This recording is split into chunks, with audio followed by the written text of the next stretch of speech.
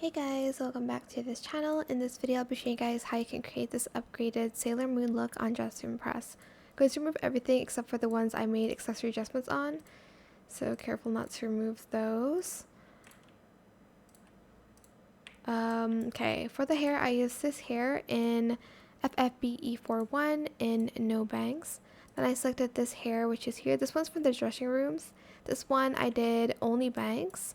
Then I used this headband from the dressing rooms in that same yellow color in silk. Then I used this color, this red color in silk as well, I think. And then for this headband, I just colored it gold, B882F. And then B3, I'll color it gold too. And then I colored it this red, I think. A31316. I think I'm just going to add glitter to that. Position the same and scale it down to 0.38. Then for this thing, I used this necklace in just black, and then I used gold and then black. Sorry, I did red, gold, and black. So for the gold, I used F59D3E. Position the Y 0.28, Z 0.34, and that's it.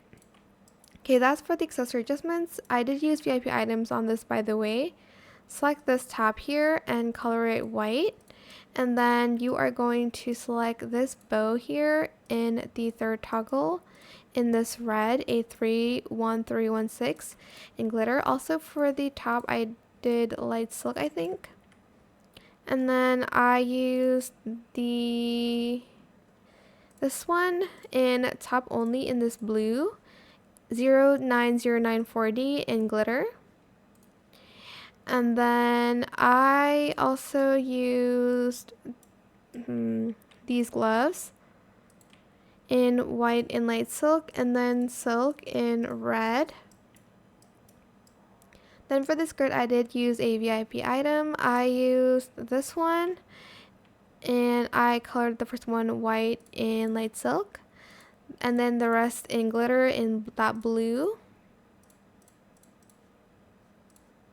And